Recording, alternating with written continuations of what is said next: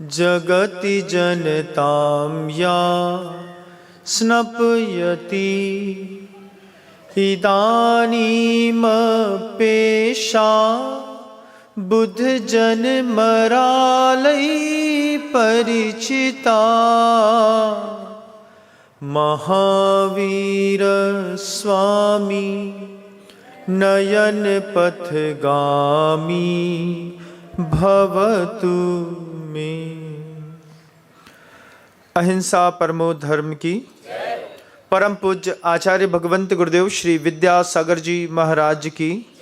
वर्तमान आचार्य परमेष्ठी गुरुदेव श्री समय सागर जी महाराज की। समस्त मुनि संघ की। बोले परम पूज्य मुनि श्री विनम्र सागर जी महाराज की। समस्त मुनि संघ की जय। बड़ों के साथ जब रहते हैं तब बड़ों की विचारधाराएं समझ में आती हैं। संगति का पूरी दुनिया में हर जगह प्रभाव पड़ता है।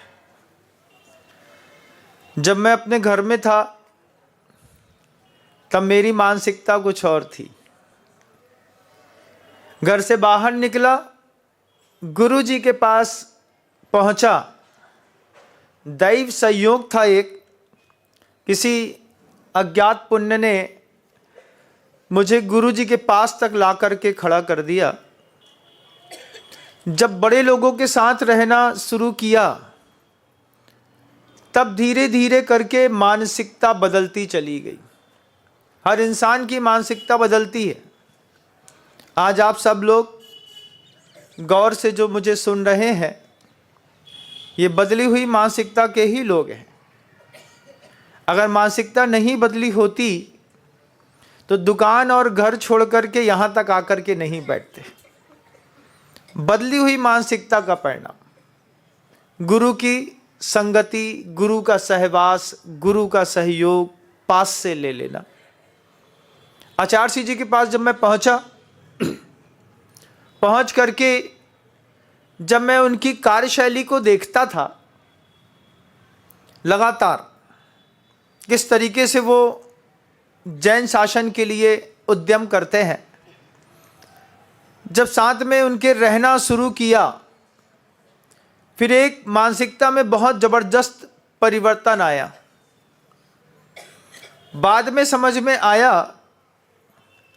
कि सुख के साधन विकास के साधन नहीं हो सकते। आपके घर के अंदर आप जितनी भी मेहनत करते हैं, ये सुख के साधनों के लिए करते हैं। अच्छा फ्रिज ले आए, टीवी ले आए, एक अच्छी लाड़ी ले आए, उसके लिए साड़ी ले आए, गाड़ी ले आए, मकान बना लिया, दुकान खोल ली। ये आपकी सुख के साधन तो हो सकते हैं, लेकिन ये आपके विकास का साधन नहीं है। आचार्य सिंह जी ने एक बार उदाहरण दिया हम लोगों को। गुरुदेव कहते हैं, जैसे फटी हुई जेब में पैसा नहीं टिकता, लाख कोशिश कर लेना।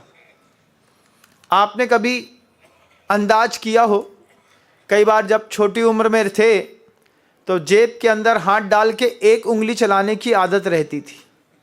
देखा होगा कभी, एक उंगली जेब के अंदर डाल ली, एक उंगली वहीं जेब के अंदर चल रही है।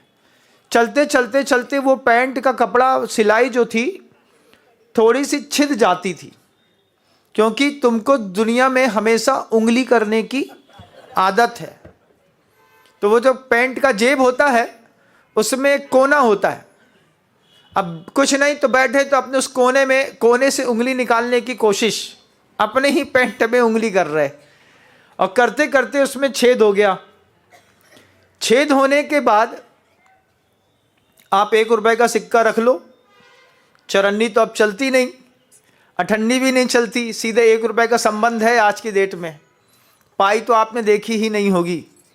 एक ज़माने में वासर चलता था। एक वासर देखा है कभी? नहीं देखा। जैसे स्टोव का वासर होता है, ऐसे ही वासर रहता था भारत सरकार का। हाँ, बीच में छेद होता था, वो भी सिक्का था, चलता था, सब देखा मैंने अपनी हाथों से। पंजी देखी, दस्सी देखी, बिस्सी देखी, अठन्नी देखी, चरन्नी देखी, एक आना दो आना देखा, सब देखा। अब उस छोटा सा जो पैंट में छेद हो जाता है, उस छेद में सिर्फ सिक्का गिरता हो ऐसा नहीं है, उस पैंट की जेब से नोट भी सरक जाते हैं। महाराज नोट नहीं सरकता होगा, कभी रख के देखिएगा, नोट भी उस छेद से सरक जाते हैं। गुरुजी हम लोगों से कहते थे कि जो फटी हुई जेब में जैसे पैसा नहीं टिकता, ऐसे अभिमानी लोगों के पास सुख नहीं टिकता। उनके अच्छे दिन बहुत जल्दी चले जाते हैं। किसी भी चीज़ का अगर आपके पास अभिमान है तो अच्छा दिन जल्दी चला जाएगा। और उदाहरण भी देखा मैंने, कई लोगों को देखा जो धनाढ्य होते थे कभी ज़माने में, मेरे सामने सामने वो टमाटर का ठेला लगा करके टमाटर बेचने लगे। नहीं सहा गया तो गांव बदल लिया, जिंदा रहना है तो गांव बदल करके दूसरी जगह टमाटर बेच करके भी लोग काम करने लगे। अभिमान की फटी जेब से आपकी सारी की सारी पुण्य संपत्ति धीरे धीरे करके निकल जाती है। महाराज हमको तो किसी चीज़ का अभिमान नहीं है, आप लोगों को में से किसी को किसी चीज़ का अभिमान नहीं है, लेकिन गुरुदेव कहते हैं होता तो है। आपको आपके ज्ञान का अभिमान होगा। ज्ञान का अभिमान कैसा होगा? हमसे ज़्यादा कोई धंधे में पैसा काटने की कला नहीं जानता। ये ज्ञान भी नहीं है, ये मिथ्या ज्ञान है। 29 प्रकार के पाप सूत्र जैन आगम में कहे गए हैं। ए गुण तीसाए पाप सुत्त प्रसंगेशु, उसमें धन कमाने की विद्या को भी पाप सूत्र कहते हैं। उस पाप सूत्र का ज्ञान है और उसी ज्ञान का घमंड है। सम्यक ज्ञान तो है ही नहीं। सुख के साधन इकट्ठे कर लेते होंगे उससे, लेकिन कल भी मैंने कही थी वह बात कि सुख का साधन सुख ही दिलाएगा ये जरूरी नहीं है। सुख के साधन से दुख की उत्पत्ति भी हो सकती है। हो क्या सकती है? होती ही है महाराज। कोई भी सुख का साधन लेकर के आओ, उसमें से दुख की उत्पत्ति तो नियम से होती है। और आपके सुख का तो कमाल ही क्या है। गुरु जी के साथ रहता था तो धारणा बदली। संसार में तो जो आप समझते हैं वही मैं भी समझता था, और जैसा आप करते हैं वैसा मैं भी करता था। लेकिन जब गुरु जी के साथ रहा, तब आचार्य जी जब ग्रंथों को पढ़ाते थे तो वो सुख की परिभाषा भी दिखाते थे। बोले जितना भी संसार का सुख है वो 5 जगह से दूषित है। आपके पास कोई भी चीज़ होगी, अपने पास ट्राई करके देखिएगा, 5 चीज़ें लगेंगी आपके साथ भी। आगम ग्रंथकार सर्वज्ञ परमेष्टि की देशना से कोई निश्चित शब्द है, बेमानी कैसे हो सकता है? उसके कुछ ना कुछ मायने तो हैं। तब गुरुदेव ने कहा कि तुमको अभी सबसे ज़्यादा सुख किस चीज़ से मिल रहा है, पहले कंफर्म करो। आंख बंद करो, अपने आप से पूछो आज के दिन में सबसे ज़्यादा सुख किस चीज़ का है। आपको लगेगा जेब में गड्डी रखी है, इसका सुख है। किसी को लगेगा कि आज हमें खाना नहीं बनाना, इसी का सुख है। किसी को ये लगेगा चलो भैया आज हम फुर्सत हैं, हमको फुर्सत होने का सुख है। आपको किसी भी चीज़ का सुख है, वो सुख 5 जगह से दूषित है। उस सुख की उत्पत्ति के कारण बताए आचार्यों ने। वो कहते हैं वो सुख सपरम, पर के निमित्त से पैदा होता है। अगर कोई दूसरा निमित्त ना हो तो तुम अपने आप सुखी होने की कोई कला ही नहीं जानते। कुछ ना कुछ चाहिए। एक चॉकलेट भी दे देंगे तो खुश हो जाओगे, लेकिन अकेले बैठे रहते रहते आप खुश नहीं हो सकते। अकेले बैठे बैठे आप सुखी अपने आप को महसूस नहीं कर सकते। अगर आपको आपके ही मकान में अकेले कमरे में बंद कर दें तो 5, 10, 15 मिनट बाद घबराहट होती है, ए भैया हमको कुछ दिखाओ। तुमसे कहें ये प्रवचन आंख बंद करके सुनो तो तुम आंख बंद करके प्रवचन नहीं सुन सकते। मंदिर में जाकर के भगवान के सामने 5 मिनट आंख बंद करके तुम नहीं रह सकते। तुमको निमित्त का सुख चाहिए। आचार्य कहते हैं सपरम, वो भी जो भी सुख तुम्हारे जीवन का है वो तुम्हारे खुद की उपज नहीं है, वो किसी पर के निमित्त से तुम्हारे जीवन में पैदा हुआ। अच्छी शर्ट पहन ली, सुख मिल रहा है। नाव के यहाँ चले गए, बढ़िया दाढ़ी मूछ बन गई, सुख मिल रहा है। किसी ने अच्छा खाने को दे दिया, सुख मिल रहा है। किसी ने 2 रुपए की सड़ी फुल्की फ्री में खिला दी, अपने आप को बहुत बड़ा पुण्यात्मा समझ बैठे, पर के निमित्त से। सपरम दूसरा बड़ा कारण है बाधा संयम। कोई भी सुख है, वह सुख बाधा के साथ होता है। आप कोई भी ये सुख की क्रिया, उसमें आपको हमेशा डर जरूर लगेगा। चली गई तो, मिट गई तो, लुट गई तो, पिट गई तो सुख के साथ बाधा भी होती है। कोई भी सुख होती है, उसमें थोड़ा भी गैप पड़ जाता है। गैप पड़ने के साथ ही तुम्हारे दिमाग में किच किच किच किच किच किच मचना शुरू हो जाती है। एक तो दूसरे के निमित्त से पैदा हुआ, और फिर दूसरा उस सुख की निरंतरता नहीं बनी रहती। वही सुख निरंतर बना रहे तो दुख का कारण बन जाता है। 4 रसगुल्ले तो बड़े अच्छे लगे, लेकिन अगर 10 खिला दें तो बोलो, भूख लगी थी, गुलाब जामुन दे दिया बढ़िया, उसमें रबड़ी मलाई भी डाली है, खाने को दे दिया है, खा लिया है, बड़ा अच्छा है महाराज। पहले तो कब पेट में गया पता ही नहीं चला, दूसरे में थोड़ा स्वाद लिया, तीसरे में थोड़ा और स्वाद आया, चौथा पेट भर लिया, पांचवा बेमानी हो गया, छठवां तूफानी हो गया, उसके बाद 7वां आया तो उफानी हो गया। अगर 10वां खिला दिया तो जो पहले का सुख था वो भी बाहर। क्यों? अगर वो रसगुल्ला सुख का ही कारण था तो 10वें रसगुल्ले ने तुम्हारा क्या बिगाड़ दिया था? बताओ मुझे। वही सुख निरंतर मिलता रहे तो भी दुख का कारण है। उसमें भी गैप चाहिए, बाधा संयम। एक रसगुल्ला अभी खिला दो, 1 घंटे बाद एक और खिला देना। 1-1 घंटे में 1-1 रसगुल्ला खिलाओगे तो 24 घंटे में 24 खा लेंगे, लेकिन एक साथ 10 खिलाओगे तो फिर 24 घंटे कुछ भी नहीं खाएंगे। क्यों?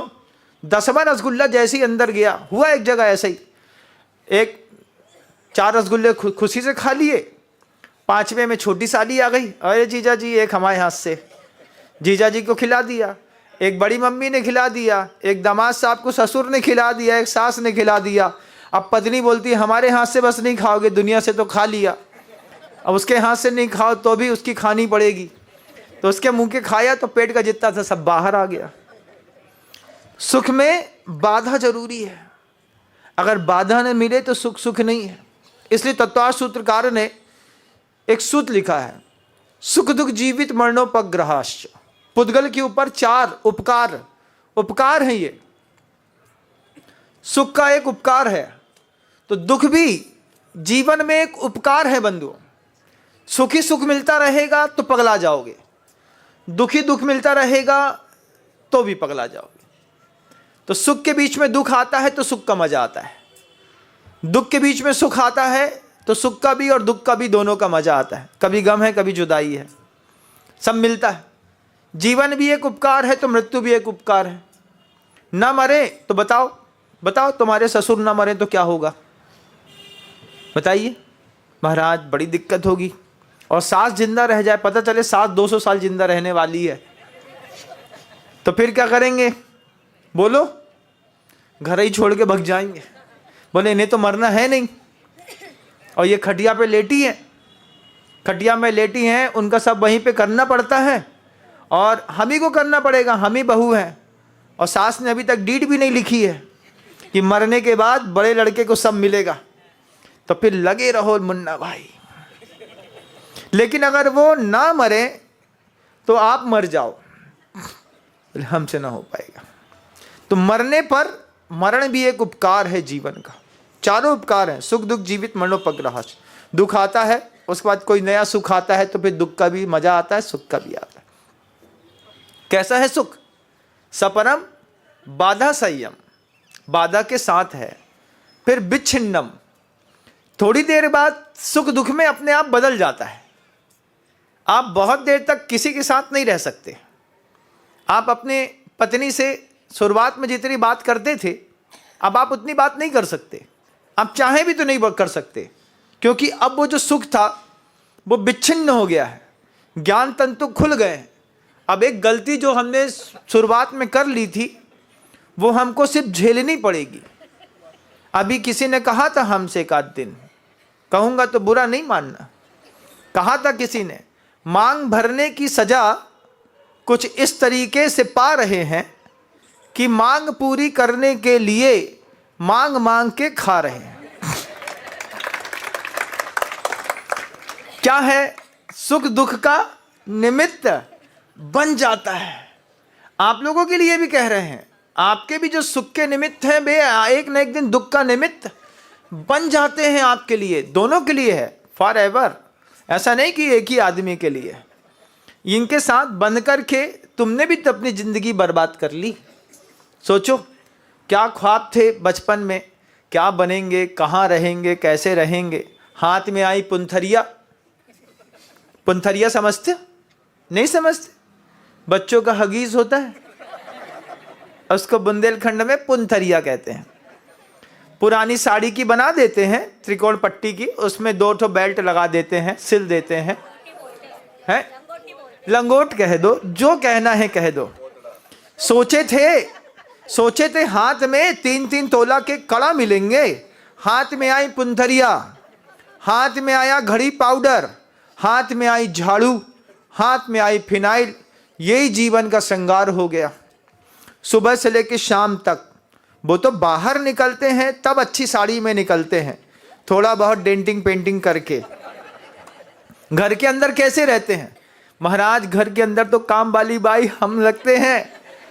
2 साड़ी का नियम रहता है महिलाओं का घर के अंदर, चाहे कभी भी जाइएगा, एक लाल वाली, एक कत्थई वाली। एक दिन कत्थई वाली पहनेंगे, एक दिन लाल वाली पहनेंगे, फिर एक दिन कत्थई वाली पहनेंगे, फिर एक दिन लाल वाली पहनेंगे। इसके बीच में अगर कोई आ गया गलती से तो फिर जा करके 5 मिनट के लिए बदल लेंगे, उसके बाद फिर वही लाल वाली, फिर कत्थई वाली। तो पति कहता है कि तुमसे अच्छी तो बरोनी, कम से कम रोज नई साड़ी पहन करके आती है। जीवन है सपरम बाधा संयम विच्छिन्नम, विच्छिन्न होता है सुख। उसके बाद गुरुदेव कहते हैं बंध कारणम। किसी भी सुख की सामग्री को इकट्ठा करना, 1 रुपए भी कमाते हो ना तो 5 पाप करने पड़ते हैं। हिंसा करनी पड़ती है, झूठ बोलना पड़ता है, चोरी करनी पड़ती है, कुशील, परिग्रह, 5 पाप का दोष लगता है 1 रुपए भी कमाने में। फिर तो आप करोड़पति, अरबपति और खरबपति हैं। उसमें भी कहते हैं बंध कारणम, आपका सुख बंध का कारण भी बनता है। बताओ, जो सुख की सामग्री इकट्ठी करी है उससे क्या पुण्य बंध बन रहा है? किस चीज से पुण्य बंध है? किस चीज से? घर के अंदर एक भी सामग्री ऐसी हो जिससे बताओ कि इसको छूता हूं तो पुण्य बंधता है? ऐसा होगा ही नहीं। आज तक आपने अपने घर में, इतनी उम्र निकल गई है, कभी भी अपने घर के पैसे से ग्रंथ खरीद करके घर के अंदर नहीं पढ़ा होगा। पद्म पुराण कभी खरीद करके अपने घर में नहीं लाए होंगे आप। कहां से लाए बताओ? मंदिर से महाराज। मंदिर गए, 24 ठाणा की पुस्तक उठा के ले आए, विधान की पुस्तक मंदिर से, पद्म पुराण मंदिर से, हरिवंश पुराण मंदिर से। कितने लोग ऐसे इस सभा पे पूरी दुनिया में जिन्होंने जेब से 1000 रुपए निकाले हों, खुद ग्रंथालय गए हों, भैया एक हरिवंश पुराण दे देना, मुझे पुराण पढ़ना है, प्रॉपर कवर चढ़ाया हो, उसकी रहल लाए हो, घर के अंदर बैठ करके परिवार के बीच में लोगों को बैठ करके पढ़ाया हो, पढ़ा हो, एक परिवार नहीं मिलेगा, क्योंकि उसकी तरफ उपयोग दृष्टि नहीं है। सोचिए 80 साल की उम्र के व्यक्ति ने भी कभी पुस्तक खरीद करके नहीं पढ़ी। तुमको हम गिफ्ट में दे दें, तुम घर ले जाओगे, कोई दिक्कत नहीं है तुमको। इसलिए साधु जितने भी मिलते हैं ना, वे लगातार आपके घर के अंदर किताबें भेजते रहते हैं। बोले भैया ये पढ़ के तो नहीं करेगा, लेकिन आप महाराष्ट्र और कन्नड़ में जाएंगे, कर्नाटक में हर घर में धन निकालते हैं शास्त्र के लिए।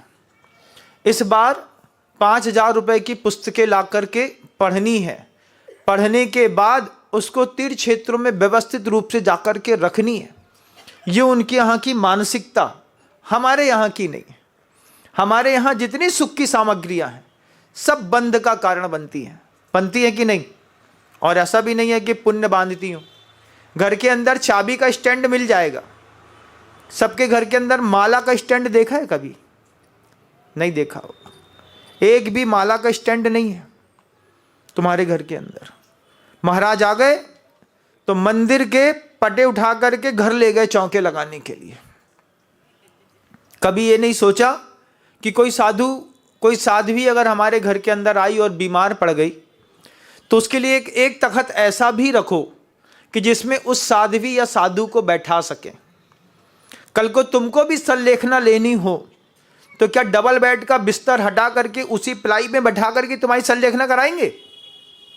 एक लकड़ी का तख्त तो हो जिसको आप देख करके ये कह सको कि ये मेरी साधना का चिन्ह है, मेरे जीवन में इसका भी उपयोग करना है। उपयोग करो। अष्टमी के दिन बिस्तर का त्याग है, चटाई में उसी तख्त में सो करके देख लेंगे, सादा सो करके देख लेंगे। तो हो सकता है वो एक तख्त, वो एक पाटा आपके पुण्य बंधन में भी निमित्त बनता। लेकिन आज तक आपके घर के अंदर ऐसा कुछ भी नहीं होगा, जहाँ तक मैं समझता हूँ, और मैं हमेशा सही समझता हूँ। सपरम बाधा संयम विच्छिन्नम बंध कारणम, और उसके बाद पांचवा आपके सुख के साथ दोष है विषमम। एक समय आने के बाद वो विष के रूप में परिणत हो जाता है। उसके बाद वही चीज़ें सुख के कारण दुख के बनने लगती हैं। कितना भी अच्छा मेकअप लगा लो, लेकिन अगर रात को धो करके नहीं सोए तो जो ओरिजिनल स्किन है वो खराब हो जाएगी। जैसे ही वो मेकअप उतरता है तो एकदम से ऐसा लगता है जैसे किसी ने चश्मा लगा करके कुछ दिखाया था, अब कुछ दिखा दिया। इतने लोग ऐसे होंगे, मोबाइल में जब वीडियो कॉल्स में बात करते होंगे तो 100% ब्यूटी ऐप लगा करके फिर बात करते हैं। भगवान किसी ने अगर कांच में भी हमारी सूरत ओरिजिनल देख ली तो वो थू थू थू थू थू थू थू करेगा। इसलिए लोग समझते हैं, मोबाइल चलाने वाले भी, बनाने वाले भी समझते हैं आदमी के अंदर की टेंडेंसी क्या है। तो जैसे वीडियो कॉल होता है सबसे पहले आपको एक ऑप्शन दे देते हैं, अपनी ब्यूटी ऐप लगा लीजिए। कितना सुंदर दिखना चाहते हैं पड़ोसी को, जितना सुंदर दिखना चाहते उतना। कुछ लोग 5%, कुछ लोग 10%। सुंदर व्यक्ति अगर ब्यूटी ऐप लगाएगा तो ब्यूटी ऐप में जाकर के उसका ब्लर हो जाएगा। लेकिन अगर आप कुरूप हैं तो वो 100% तक आपको सही कर सकता है। क्या हो गया? विषमम। आपका सौंदर्य अब आपके लिए भी विषय रूप, विष रूप में दिखने लगा, उल्टा हो गया। ये आपके सुख की परिभाषा है। फिर आचार्य कहते हैं, गुरुदेव कितने महान हैं। गुरुदेव कहते हैं सुख के साधन कभी विकास के साधन नहीं हो सकते। तुम्हारे घर के अंदर जितने भी साधन हैं वे सारे के सारे साधन सुख के हैं, लेकिन तुम्हारे विकास के नहीं है। विकास का साधन क्या? तो आचार्य कहते हैं उस प्रभु की जब हम पूजा करते हैं, प्रभु अलौकिक हैं, ये कोई बड़ी बात नहीं है। लेकिन प्रभु की पूजा करते करते हम अलौकिक हो जाएं, ये बहुत बड़ी बात है। आप अलौकिक नहीं हो पाए, भगवान तो अलौकिक हो गए, कोई बड़ी बात नहीं थी। उनकी नामकरण प्रकृतियाँ ऐसी थीं, उन्होंने पुरुषार्थ किया, सिद्धालय में जाकर के बैठ गए। लेकिन हम उनके सिर पर शिरोधारा करने के बाद, पूजा करने के बाद भी सोचो, जिसके मुख में गुटखा भी फंसा रहता हो, कभी कभार ऐसा होता होगा कि शांति धारा करते वक्त एक आध फंसे हुए दांत में से दाना गुटके का निकल करके मुंह में भी आ जाता होगा।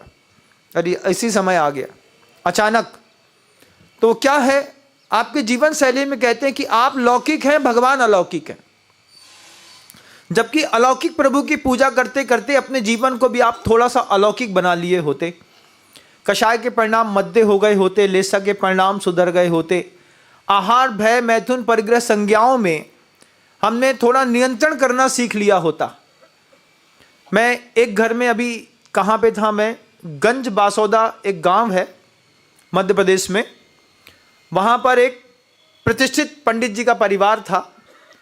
हमने उनके यहाँ एक गजब की व्यवस्था देखी। हमने उनके यहाँ घर के अंदर मंदिर की घंटी लगी देखी। हमने उनसे कहा कि घर के अंदर मंदिर की घंटी का क्या काम है? उन्होंने कहा महाराज ये हमारा घर है। वो जो उस घर की महिला थी, उस महिला की 5 प्रतिमा के व्रत थे। 5 प्रतिमा के व्रत थे। बोले महाराज शादी से पहले मेरी 2 प्रतिमा के व्रत थे। मतलब जब वो कन्या थी 20, 21, 22 साल की, उस वक्त बोली, वो कहती है जब मैं शादी नहीं हुई थी तब मैंने महाराज से 2 प्रतिमा के व्रत ले लिए थे। 2 प्रतिमा के व्रत लेने के बाद मेरा विवाह हुआ, तो मैं हमेशा शुद्ध भोजन करती थी। धीरे धीरे हमने घर के अंदर अपने व्यवहार से वह धार्मिक माहौल बनाने की कोशिश करी। एक दिन हमने पति से घंटा बुलवा लिया, और घंटा बुलवा करके पति को लगा कि पत्नी धार्मिक है, भगवान के मंदिर में घंटा लगाना होगा। लेकिन उसने ऐसा नहीं किया। बोले मैंने अपने ही घर में घंटा टांग दिया। हमने कहा घंटा टांगने का मतलब? बोले हमारे यहाँ हर चीज पे हम घंटी बजाते हैं। सुबह सोकर उठने की घंटी बजती है हमारे यहाँ। जब मंदिर के घंटे की आवाज आपको आपके घर के अंदर आने लगे, आपने कभी जीवन में प्रयोग भी नहीं किया होगा, एक बार करके देखिएगा। आपके मंदिर की घंटे की जो आवाज है, अगर आपका घर है, आपके घर में एक घंटा टांगिए। घंटे टांग करके सुबह सुबह महिला का दायित्व है। ठंडी का सीजन है, ठंडी चल रही है, सुबह उठने का समय फिक्स है, 6:30 बजे उठना है। 6:30 बजे उसने घर के अंदर घंटी बजाई। देवरानी से लेकर, जेठानी से लेकर के, ताऊ से लेकर के, ससुर से लेकर के, सास से लेकर के, बच्चों से लेकर के, गाय बैल तक सब 6:30 बजे उठेंगे, मतलब उठेंगे। तो उसने कहा कि हमारे यहां सोने के उठने की घंटी बजती है, हमारे घर के अंदर भोजन की घंटी बजती है, हमारे घर के अंदर दोपहर के प्रतिक्रमण की घंटी बजती है। हमारे घर के अंदर, हमने कहा घर के अंदर प्रतिक्रमण? बोले रोज होता है। 9 के 9 परिवार के सदस्य हैं, और 9 के 9 परिवार के सदस्य एक साथ मिलकर के प्रतिक्रमण करते हैं। स्त्री चाहे तो क्या कमाल नहीं कर सकती, लेकिन धमाल तो कर सकती है, कमाल नहीं कर सकती। धमाका करने में तो हम एक नंबर हैं, लेकिन हमको महाराज दिमाग में कभी आया ही नहीं कि हमारे घर के अंदर भी घंटी हो सकती है। सोने के उठने की घंटी बजा दो, फिर घंटी बजा दो, बच्चे की स्कूल जाने की घंटी बजा दो, परिवार के लोगों का भोजन बन गया है तो भोजन की घंटी बजा दो, टाइम पे प्रतिक्रमण की घंटी बजा दो, दोपहर में मंत्र जाप स्तोत्र पाठ, 2 चीज की घंटी एक बार और बजती है। 2 बजे खाना खाने के बाद मुंह में इलायची फंसा करके क्या करते, बढ़िया सोफा सेट पर लेटे, एक रजैया डाली और अनुपमा चालू, ढेन टेन टिंग टिंग टिंग टिंग डिंग। ऐसा नहीं, वहां पे उनने बताया, बोले 2 बजा, 2 बजने के बाद हमने घर के परिवार के सदस्यों के बीच में एक घंटी और बजाई। एक घंटी बजाने के बाद हमारे यहाँ सामूहिक रूप से मंत्र जाप होता है, सामूहिक रूप से हम लोग फिर वहां पर स्तोत्र पाठ करते हैं। प्रतिदिन एक स्तोत्र पाठ प्रतिदिन होगा। एक दिन कल्याण मंदिर होगा, एक दिन भक्तामृत स्तोत्र होगा, एक दिन वीतराग स्तोत्र होगा, एक दिन आद्याष्टक स्तोत्र होगा, एक दिन कोई और स्तोत्र होगा, एक दिन सरस्वती स्तोत्र होगा। हमारे बच्चों को सब आता है।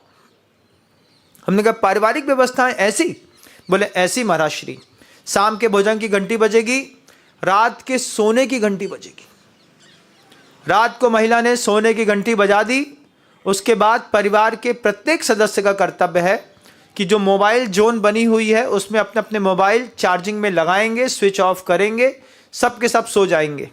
रात को 11, साढ़े 11, 12 बजे मैं उठती हूँ, मोबाइल के चार्जिंग होने के स्विच पॉइंट को बंद करती हूँ, सारे के सारे बच्चे सोते हैं। सुबह उठ कर के प्रार्थना के बाद ही उनको मोबाइल उठाने की परमिशन है। आपका बच्चा मोबाइल जब लेकर के रख के सोता है आपके पास, तकिया के नीचे छिपा के, है ना, उसके बाद भी रात में है तो ऐसे देख रहा, क्या आया तो है, कुछ आया तो है, क्या आया है कुछ पता नहीं, लेकिन देख रहे। एक आदर्श गृहस्थ की आदर्श संहिता में स्त्री अगर घर के अंदर एक घंटी भी टांग करके कमाल करेगी तो कमाल हो जाएगा। अगर आपने नहीं किया है तो करिए, आप करेंगे ना, आपसे प्रेरणा पा करके आपका पड़ोसी करेगा। आपके मोहल्ले में कोई रिश्तेदार आएगा, रिश्तेदार को जब आपके घर की घंटी सुनाई देगी तब रिश्तेदार बोलेंगे मंदिर की घंटी। बोले मंदिर की नहीं, उस महिला के घर की घंटी है जिसने अपने घर को मंदिर बनाने की कवायद शुरू कर दी है। हमारे यहाँ हर चीज पे घंटी बजती है, आपके यहाँ नहीं बजती है। हम लोग तो कॉन्शियस रहते हैं, कोई भी चीज काम करना है time to time, perfection time पे रहता है कि हाँ ये करना है, ये करना है, ये करना है, लेकिन आपके यहाँ घंटी नहीं बजती। बहुत कम परिवार मिलते हैं जो इस तरीके का जीवन जीते हैं। सुख के साधन कभी भी विकास के साधन नहीं होते। विकास का सबसे बड़ा साधन होता है ज्ञान। घर के अंदर मिला ही नहीं महाराज, परिवार वालों ने सिखाया नहीं, लगा ही नहीं कि परिवार को हम योग भूमि भी बना सकते हैं, कर्म भूमि भी बना सकते हैं। घर को बना दिया तुमने भोग भूमि। जितने बजे आएगा, जो चाहेगा, जैसा चाहेगा वो खा लेगा, पी लेगा, सब कर लेगा। ऐसे परिवार देखे, शाम को बड़ी मम्मी ने चौके में काम निपटाने के बाद ताला लगा दिया। ताला की चाबी बड़ी मम्मी की कमर में फंसी हुई है, चौके की चाबी, चौके में ताला। किसके घर में लगता महाराज चौके में ताला? चौके में ताला लगता है। जैन समाज के घर के अंदर चौके में ताला लगता है। उनको बता दिया, चाह करके भी अब अंदर से बाहर कुछ नहीं आएगा। बाहर क्या कुछ तो चाहिए पड़ता होगा महाराज। श्वेतांबर बहुत अच्छे हैं इस मामले में। 24 आहार का त्याग कर देते हैं सूर्यास्त के बाद। चारों प्रकार के अन्न, जल, पानी इत्यादि का निर्दोष जीवन जीना, ये आपके विकास का सूत्र है। लेकिन सदोष जीवन जीना, रात में 12 बजे इच्छा हुई, अभी ठंडी का सीजन है, रात में 12 बजे इच्छा होगी, महिला से बोल देगा पति सिंघाड़े के भजिया।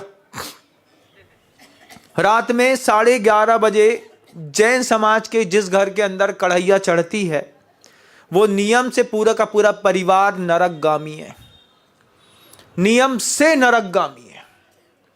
जो महिला बना रही है उसको भी जैसे जैसे वो उसमें पकौड़े तलती है ना, भजिए, बढ़िया सिंघाड़ा के भजिए, सिंघाड़े के सेव, उसके बाद कलाकंद मिलेगा, उसके बाद थोड़ी सी साबूदाना की खिचड़ी मिलेगी, थोड़ा सींग दाने मिलेंगे महाराज, एक आध कोई और भी आइटम रहता है, आप लोगों का रहता होगा।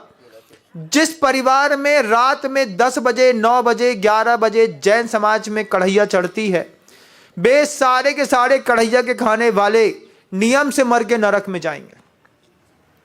हमारा वो जैन शासन इतना पवित्र, सूर्योदय से सूर्यास्त के पहले पूरा भोजन समेट दिया जाता है। उसके बाद अगर कुछ आवश्यक सामग्रियां हुई, जैन शासन तो छूट नहीं देता लेकिन श्रावक छूट ले लेता है। उसमें भी मैंने हमेशा कहा है, अगर तुमको रात्रि भोजन करने की आदत है, अगर तुम रात्रि भोजन करने के आदी हो गए हो, मजबूरी है, इतना संकल्प करो, रात का बना रात में नहीं खाएंगे, दिन का बना रात में खा करके काम चला लेंगे, फिर भी पाप आधा होगा। महिला कहेगी हमारे श्रीमान जी महाराज रात को 9:30 बजे के पहले नहीं आ पाते हैं, 8:30 बजे आते हैं। तो महिला इतनी कॉन्शियस है कि उनके लिए दिन के उजाले में 5 बजे पराठा बना दिया, 5 बजे सब्जी बना दी, 5 बजे उनका तैयार करके रख दिया है। पति आए तो उससे प्यार से बोलती है, देखो आप रात में खाते हो, लेकिन मैं चाहती हूं कि कम से कम दिन का बना आप रात में खा के काम चला लो। रात का बना रात में खा करके काम चलाने वाले जैन नहीं हो सकते। परिवार की सुदृढ़ व्यवस्थाएं इस तरीके से महिलाएं निर्मित करती हैं बंधु। अभी तो आपके घर के अंदर सुख का साधन है, लेकिन महिला अगर होती है तो वो विकास का साधन भी बनती है। तुमसे भोग भूमि नहीं थी, तुमसे भोगने के लिए नहीं लाई गई थी। तुम्हारे शब्द के पीछे धर्म पत्नी शब्द लुका था, पति के साथ नहीं जुड़ता। मंदोदरी ने रावण को खूब समझाया, मंदोदरी ने अपना पूरा काम किया, लेकिन रावण जैसी उसकी गति थी वैसी ही होनी थी। पत्नी के साथ ये एक खूबसूरती है कि वो चाहे तो पूरा का पूरा डायरेक्शन घर का बदल दे, डायरेक्शन चेंज। हमारे घर के अंदर महाराज जी के उद्बोधन सुनने के बाद घंटी आ गई। 1 दिन, 2 दिन, 3 दिन, 4 दिन, 5 दिन आपको और लगेगा, 6वें दिन वो चीज आपकी लाइफ स्टाइल में शामिल हो जाएगी। 4-5 दिन और लगता है। लो, आज ही महाराज जी के प्रवचन सुने, आज ही इनके घर में घंटी बजने लगी। एक आध दिन लोग टोकने वाले मिलेंगे, ऐसे होते हैं लोग, उस लोग हुटिंग करने वाले दुनिया में बहुत मिलेंगे। जब भी आप सतपथ पर चलेंगे ना, हुटिंग करने वाले खूब मिलेंगे, लेकिन फॉलोवर्स नहीं मिलेंगे। भगवान वर्धमान स्वामी ने ऐसे जबरदस्त पुण्य संचय किया, उनको फॉलोवर्स मिले, हुटिंग करने वालों की संख्या बहुत कम थी। आप शुरुआत करिए। महाराज जी का प्रवचन सुना था, महाराज जी के प्रवचन सुनने के बाद हमने नियम ले लिया, हमारे घर में घंटी बजेगी, हम खुद बजाएंगे। आपने खुद तैयारी करी, रात्रि भोजन नहीं मिलेगा मतलब नहीं मिलेगा। दिन कमाना रात में आप ले लो, काम चला लो, बात खत्म। हम कुछ नहीं जानते। रात में 9 बजे हमसे कढ़ाइयाँ चढ़ाने की बात नहीं कर सकते आप। लेकिन आपके घरों में होता है कि नहीं होता? होता है महाराज। पति पत्नी दोनों मिलकर खाते हैं महाराज, बड़ा मज़ा आता है। सड़े टमाटर या अचार होता है, उसके साथ गरम गरम जब सिंघाड़े के भजिया होते हैं, जो सुख मिले सुख संपत्ति पाए। ऐसा लगता है चक्रवर्ती की संपदा उस एक भजिए की उसी में ही है ना। सोचो, गुरुजी कहते थे, गुरुजी ने एक बार किसी को रात्रि भोजन का त्याग कराया तो क्या कह के कराया? बोले, जिसको तुम अपना गुरु मानते हो उसने दिन के 10:30 बजे भोजन छोड़ दिया, तुम रात को 7 बजे भी नहीं छोड़ पा रहे। सोचो तो, तुम्हारा आइडियल पर्सन दिन के 10:30 बजे भोजन छोड़ के फ्री हो जाता है, तुम रात के 7:30 के बाद भी चाहिए तुमको। कितना चाहिए? कब तक चाहिए? रात के 12 बजे प्यास लगी, पानी पी लिया। सोचा साधु का, इतनी गर्मी में चल करके यहाँ से वहाँ सर्वाइव करते हैं, उसके बाद भी कैसे प्यास को कंट्रोल करते होंगे। बॉडी ऑटोमेटिकली एडजस्ट करती है हर चीज़ को, आपको सिर्फ आदत डालने की ज़रूरत होती है। लेकिन अगर आपने अपनी घर को, परिवार को भोग भूमि बना करके रख लिया है, तो फिर ये संवाद आपके अंतर मन तक जाना चाहिए कि मुझे वक्त रहते ये चीज़ समझनी है कि सुख के साधन कभी भी विकास के साधन नहीं हो सकते। वक्त रहते ये बात समझनी है मुझे कि फटी जेब में कभी भी जैसे पैसा नहीं टिकता, अहंकारियों के अच्छे दिन ज़्यादा देर नहीं रहते। तुम्हारे गलत खान पान ने ही तो तुम्हारे अंदर कैंसर पैदा किया। हार्ट अटैक तुम्हारे घर के अंदर क्यों है? तुम्हारे घर के अंदर डायबिटीज़ क्यों है? तुम्हारे घर के अंदर ब्लड शुगर किसी को क्यों है? हाइपरटेंशन क्यों है? अस्थमा क्यों है? आपके घर के अंदर लोगों को, महिलाओं में या पुरुष में आर्थराइटिस की प्रॉब्लम क्यों है? मुझे बताओ। इन सब का इलाज आप लोग खुद हैं। गुरुजी ने कई बार कही है ये बात कि अगर पूरे के पूरे भारतवर्ष में नेचुरोपैथी एक सब्जेक्ट होता तो शायद भारत में कोई बीमार ही नहीं पड़ता। लेकिन सरकार कभी नेचुरोपैथी को सब्जेक्ट नहीं बना पाई। मिट्टी, पानी और हवा 100 रोगों की एक दवा। आचार्य जी ने मुख माटी में यह बात कही है। इस संवाद को जो हम गंभीरता के साथ सुनते हैं, इसमें से कुछ अंतर्मन ऐसे भी होंगे जो इम्प्लीमेंट करने की सोचेंगे। जब मैंने पहली बार उस घर के अंदर घंटी देखी तो मैंने कहा आइडियल पर्सन, आइडियल। बोले महाराज जी हर चीज़ आइडियल है हमारे घर के अंदर। माँ खुद तय कर लेती है कि हमारे बच्चे की उम्र बढ़ गई है, इसके चटोरे पंते के चक्कर में ये कल फुल्की की डिमांड कर सकता है। वो सोचती है, उसके पहले माँ बना करके दे देती है। फुल्की बनाई तुम्हारे लिए? अरे तुमने बनाई? हम आज सोच ही रहे थे फुल्की खाने की, हमने बना दी है, यहीं घर में खा के जाना। घर की खाएगा तो शुद्ध रहेगा, स्वस्थ रहेगा। बाजार की खाएगा तो क्या मिलेगा? लेकिन आज जमाना थोड़ा सा बदला सा है। आज माँ खुद ही बोलती, बेटा एक फुल्की का पैकेट बाजार से ले आना। बोलती कि नहीं? 100 का पैकेट आता है, 60 रुपए में मिल जाता है। आराम से बुलवा लिया, वहीं जलजीरा का पाउडर का 4 पैकेट बुलवाए, पानी में घोला, उसी में मिलाया और शुरू हो गए। रामचंद्र कहे गए सिया से ऐसा कलयुग आएगा। वही स्थिति आज आप बना रहे हैं। परिवर्तन संसार का नियम है, लेकिन आपको फिर लौटना पड़ेगा। अगर आप नहीं लौटेंगे तो आपको अपराध बोध होगा। विकास के साधन में ध्यान दीजिएगा। परिवार के लोगों को सब दिया आपने, ज्ञान के नाम पे तुम्हारा बच्चा कुछ नहीं जानता। उससे कुछ भी पूछें, बताओ परलोक क्या होता है? बोले क्या मतलब हमको परलोक से, हम इसी लोक में जी लें, यही हमारे लिए बहुत बड़ी बात है। सर्वज्ञ की देशना तुम्हारे हाथ में आकर के निरर्थक हो गई। किसी कवि ने क्या खूब लिखा, जिनवाणी जिन देव से रो रो करत पुकार, हमें छोड़ तुम शिव गए कर कुपात्र आधार। किताबें हैं हमारे घर के अंदर, साधु है हमारे घर के अंदर, भगवान है हमारे अंदर घर के अंदर, हमें छोड़ तुम शिव गए कर कुपात्र आधार। कम से कम पात्र तो देख लिया होता कि किसके हाथ में जिनवाणी छोड़ करके जा रहे हैं। वो जो रात में भोजन करता है, वो जो जुआ खेलता है, वो जो शराब पीता है, उसके हाथों में तुमने जिनवाणी सौंप दी। जो बिना खून बहाए हिंसा करने को लगातार उतारू है। घर के अंदर होता है कि नहीं होता है? घर के अंदर रोज एक आध मर्डर तो रोज होता है। कैसे होता है महाराज? भावनात्मक रूप से जब तक घर के लोग घर की हिंसा ना करें तब तक घर के लोगों का खाना नहीं पचता। घर के अंदर खून दिखाई नहीं देगा, लेकिन खूना खच्चर बहुत होता है कि नहीं?